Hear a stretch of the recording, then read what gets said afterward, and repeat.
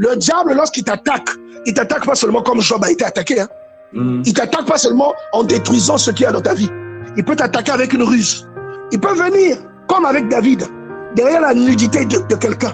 Il peut venir derrière la nudité que tu vois sur un site pornographique bien aimé dans le Seigneur. Et ça détruit ta vie. Ça éteint ton onction. Ça éteint ta vocation. Et tu perds le temps, bien aimé dans le Seigneur. Le diable vient aussi avec des stratégies. Tu comprends? Il vient avec des stratégies. Il peut venir avec la séduction. Il peut te faire tomber amoureux de ton cousin. Il peut te faire tomber amoureux de ta tante. Il peut te faire tomber amoureux de ton neveu. Et tu sais que c'est pas bien. Est-ce que vous comprenez? Mais toi, il t'a pas attaqué, tu n'es pas malade. Tu n'es pas tombé malade. Et tu cèdes à ça. Le diable t'a vaincu. Lui dit qu'il t'a donné l'autorité de marcher sur le lion. Donc il peut illustrer ici le mauvais esprit qui vient avec agressivité. Et sur l'aspic, c'est-à-dire le serpent, c'est-à-dire le mauvais esprit qui vient avec la ruse, qui vient comme si c'était pas dangereux, mais alors que ça l'est. Est-ce que tu vois?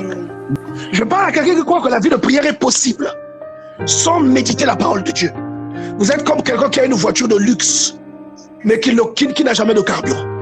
Votre voiture ne sera qu'un décor, bien aimé dans le Seigneur. Le jour où vous aurez un cas urgent, vous allez marcher à pied et transpirer, plutôt que de prendre une voiture et d'arriver rapidement.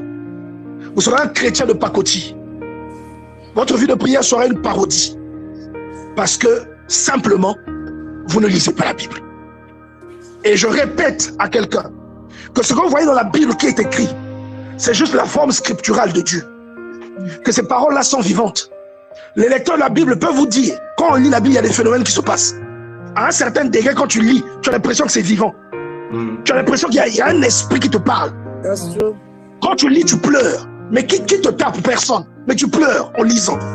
Parce que tu es heureux. Tu ressens l'autorité de Dieu en lisant. Est-ce que vous voyez?